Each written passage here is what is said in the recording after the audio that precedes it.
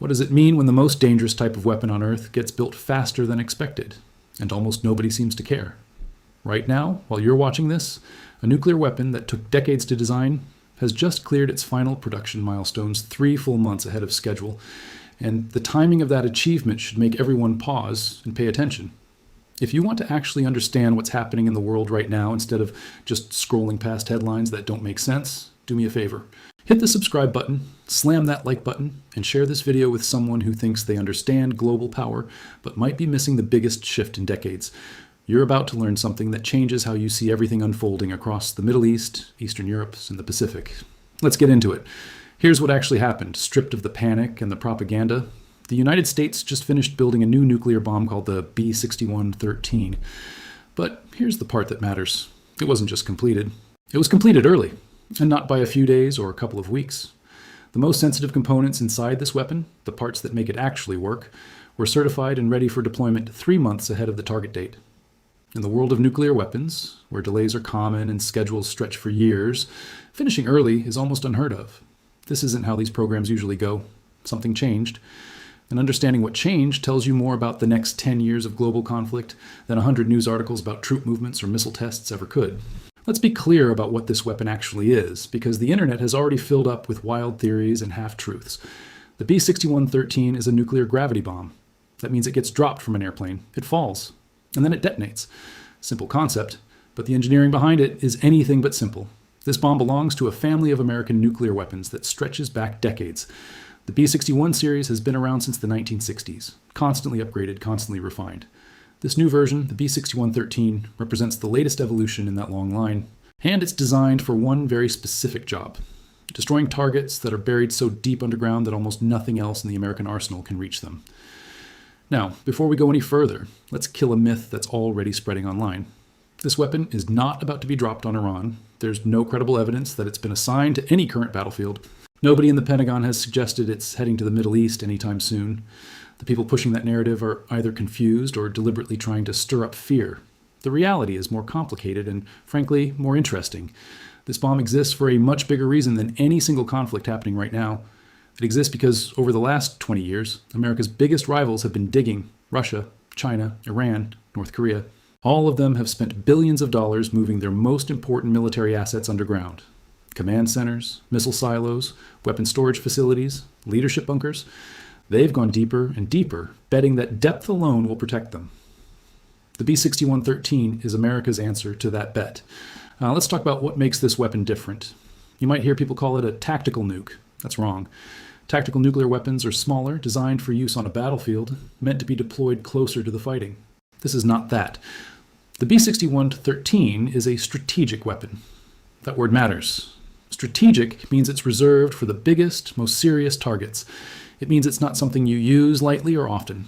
It's the kind of weapon that sits in a vault, waiting, serving its purpose just by existing.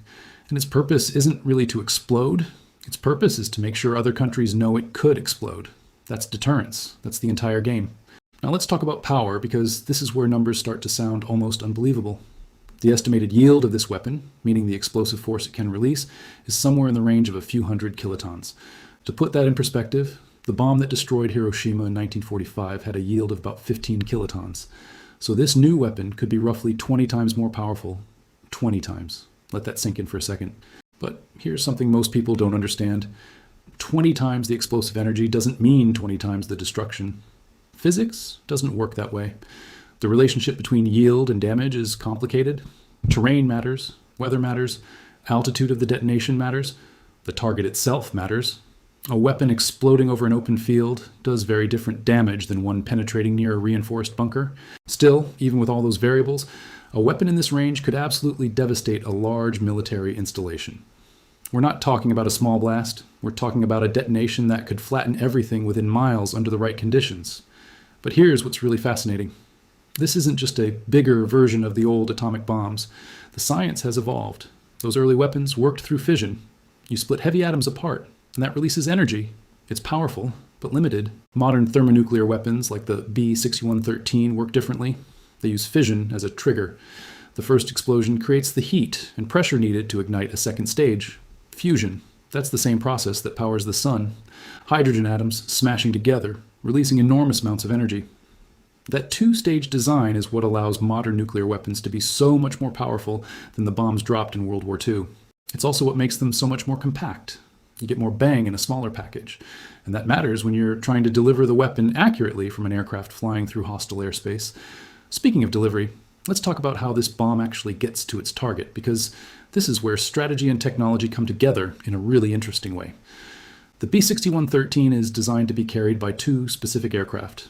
The B-2 Spirit, which you've probably seen in pictures, that black flying wing bomber that looks like something out of a science fiction movie, and the B-21 Raider, which is the newest stealth bomber just entering service. Both of these planes were built to do one thing better than anything else on Earth: penetrate enemy airspace without being detected. Stealth technology, advanced radar jamming, long-range flight. They can take off from bases thousands of miles away, fly deep into defended territory, and get out before anyone even knows they were there. That's the theory, anyway. The reality of modern air defense is complicated, but the United States has invested more money in stealth bombers than almost any other weapon system in history. And the reason is simple. If you can't see it coming, you can't stop it. Now here's why pairing this bomb with those bombers matters so much. A missile, even a very advanced one, follows a predictable path once it's launched. You fire it, and it goes. You can't call it back. You can't change the mission halfway through, but a bomber? A bomber can be launched as a signal. It can fly toward a target and then turn around. It can wait. It can orbit in international airspace for hours, visible on radar just enough to send a message without ever releasing a weapon. That flexibility is a tool in itself. It's a way to communicate resolve, to demonstrate capability, to apply pressure without actually committing to an attack. The dual role, weapon and message, is central to how nuclear bombers function in modern strategy. They exist as much for what they represent as for what they can actually do.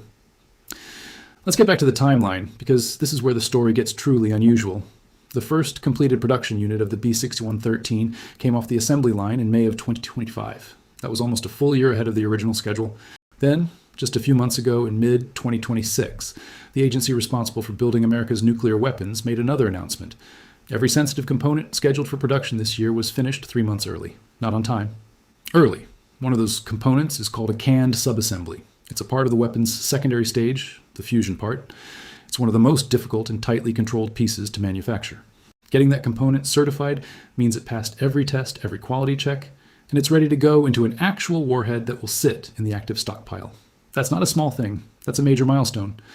Now, it would be easy to look at these dates and assume the United States rushed this weapon into existence because of the current war with Iran. That assumption would be wrong. The program started years ago. The first production unit was ready in 2025, long before the current conflict began. The decision to build this weapon wasn't a reaction to one crisis. It was a response to a trend that's been building for over a decade.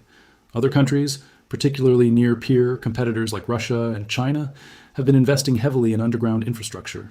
They've been hardening their defenses, literally, going deeper, building stronger bunkers, betting that conventional weapons, no matter how advanced, can't reach them. This weapon is the American military's way of saying that bet might not be as safe as you think. Finishing ahead of schedule is rare in any defense program. Finishing ahead of schedule in nuclear weapons development is almost unheard of. These programs require materials that are incredibly hard to source. They require facilities that take years to build and certify. They require a workforce with very specific, very rare expertise. You can't just hire people off the street to build nuclear weapons. The skills involved take years to develop, and the security clearances required are among the highest in government. So when a program like this finishes early, it signals something important. It signals that the infrastructure is working, the people are trained, the supply chain is solid, the institution is functioning at a high level, and that's a message in itself. You've made it this far, which tells me you're actually interested in understanding how the world works, not just collecting hot takes and moving on. Appreciate that. Seriously. If this video is giving you clarity on something you've been confused about, leave a comment and let me know what clicked for you. And if you haven't subscribed yet, go ahead and fix that now. This is the kind of breakdown you won't get anywhere else, and there's a lot more coming. Here's something that surprises a lot of people. This weapon doesn't increase the total size of America's nuclear arsenal. The United States isn't building more bombs overall. It's replacing older weapons with newer ones. Specifically, production of this bomb replaces some planned production of another version in the same family. The goal isn't to have more nukes. The goal is to have better ones, more accurate, more flexible, more capable of doing the specific jobs military planners worry about. Quality over quantity, that's the shift. And it connects to something else happening quietly in the background. The retirement of the B-83, which is currently the most powerful bomb in the American arsenal. The B-83 can produce a yield of over 1 megaton. That's massive, several times larger than the B-6113. But it's also an older design. It's less accurate, less safe by modern standards. The Pentagon has been planning to retire it for years. The B-6113 doesn't fully replace that raw power, but it does offer a more modern, more precise option for at least some of the missions the B-83 used to cover. Let's talk about who actually decides if a weapon like this gets used, because that's a question everyone should understand.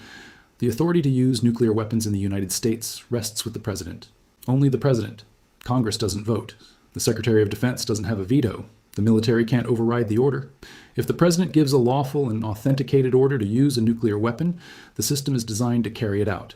There are checks in place to make sure the order is real and legal, but the decision itself is concentrated in one office. That's a heavy responsibility, probably the heaviest responsibility any single person can hold. And it's worth remembering that every president who has held that authority has chosen not to use it. Not since 1945 has a nuclear weapon been used in war. That streak has held for nearly 80 years. Let's hope it holds forever. In the case of Iran specifically, the threshold for using a nuclear weapon would be extraordinarily high. Iran doesn't have nuclear weapons, at least not declared operational ones. Using an American nuke against a non-nuclear state would shatter a precedent that's held since the end of World War II.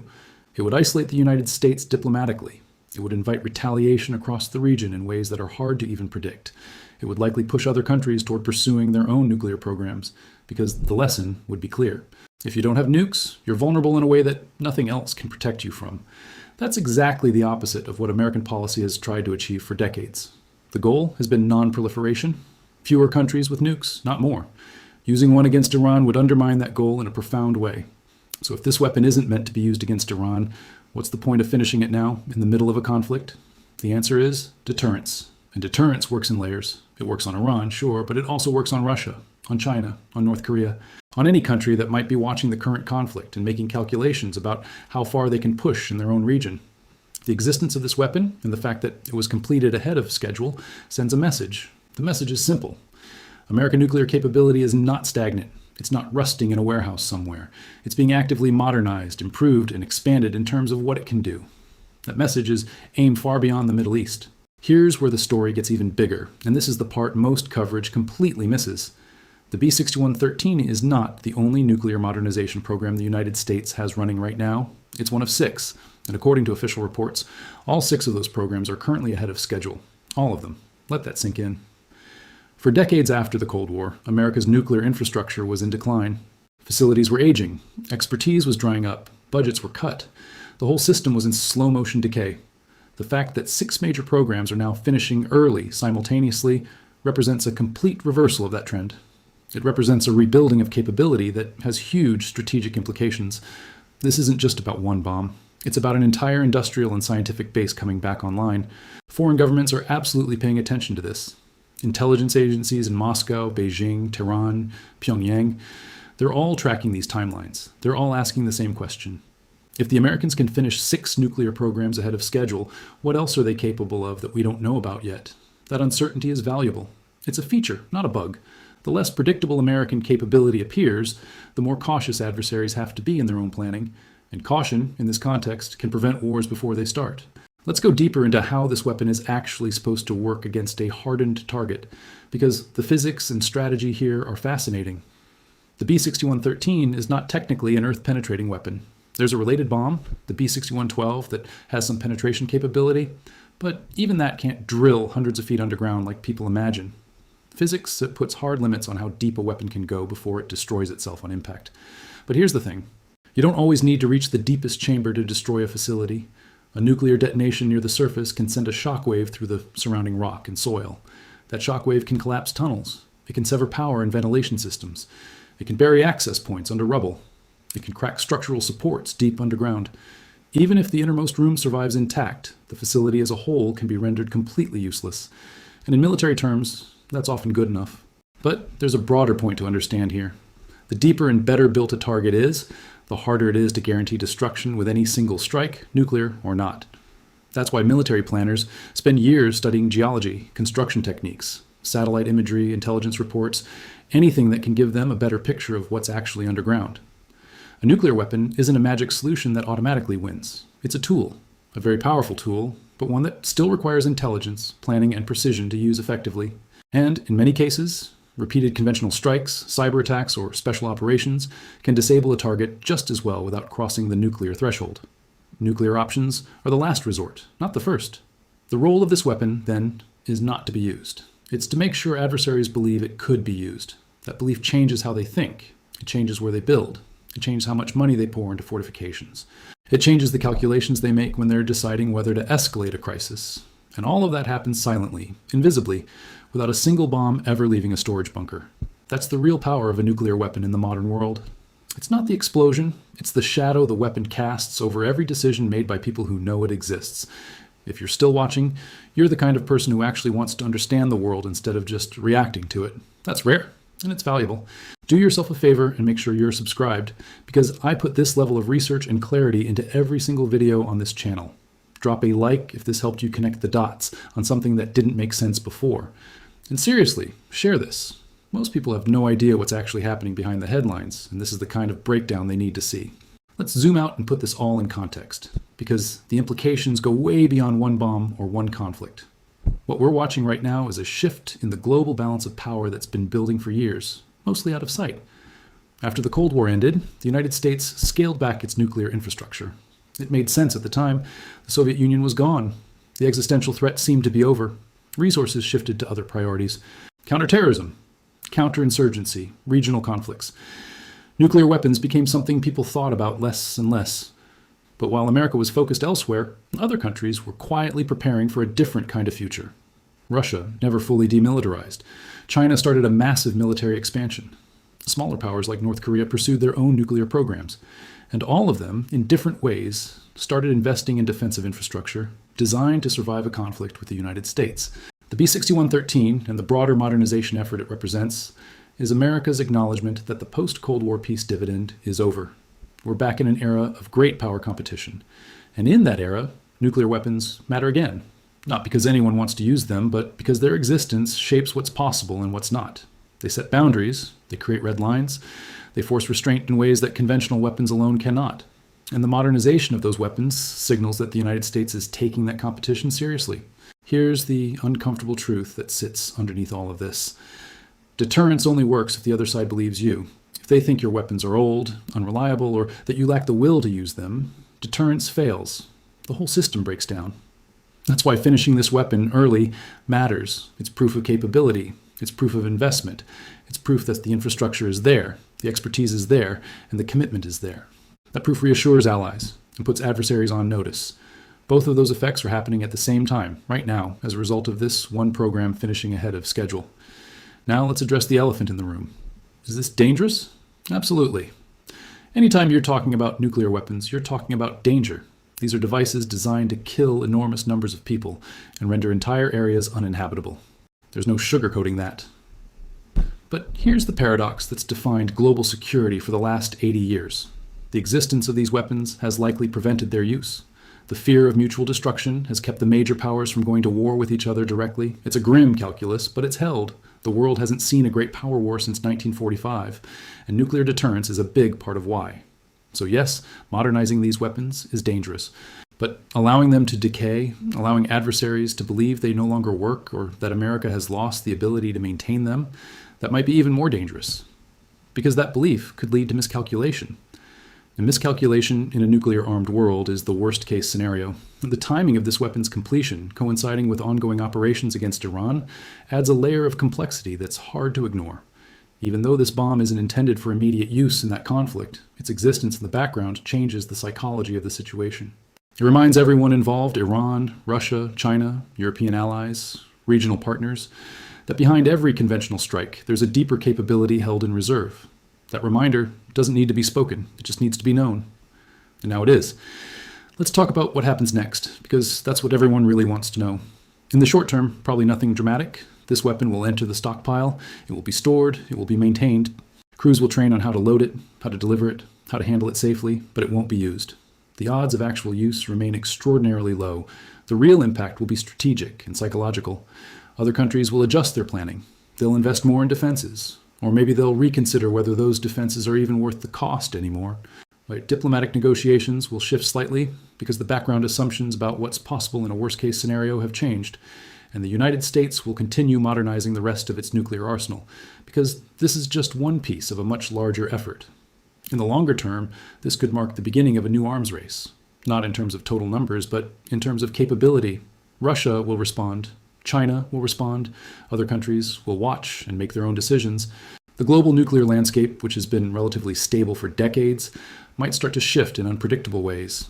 And that's worth paying attention to, because shifts like that have consequences that ripple out for generations. Here's the final thing to understand, and it's the most important point in this entire video. The story of this weapon isn't really about the weapon itself, it's about what the weapon represents. It represents investment, it represents priorities, it represents a choice about what kind of world we're preparing for. And right now, the United States is preparing for a world where great powers compete seriously, where conflicts could escalate quickly, and where the ability to hold the most protected targets at risk matters more than it has in decades. That's a darker vision than the one we had 20 years ago, but it might also be a more realistic one. The B-6113 is a tool, a very powerful, very dangerous tool. But like all tools, its impact depends on how it's used, and more importantly, on whether it needs to be used at all. The hope, the goal, the entire purpose of a weapon like this is that it never gets used, that it sits in a bunker somewhere, aging slowly, a relic of a crisis that never came. And if that happens, if this bomb spends its entire operational life doing nothing but existing, that won't be a failure. That will be exactly what it was designed to do. The world is more dangerous than a lot of people want to believe, but it's also more stable than the headlines make it seem. The existence of weapons like this is part of why. They create fear, yes, but they also create caution. And in a world where mistakes can spiral into catastrophe, caution might be the most valuable thing we have. If you made it all the way to the end of this video, you understand something most people don't. You understand that the real story is almost always more complicated than the headline. And you understand that knowledge, real knowledge, is the only defense against the fear and confusion that dominates the conversation online. Subscribe if you want more of that. Share this if you think others need to hear it. And I'll see you in the next one.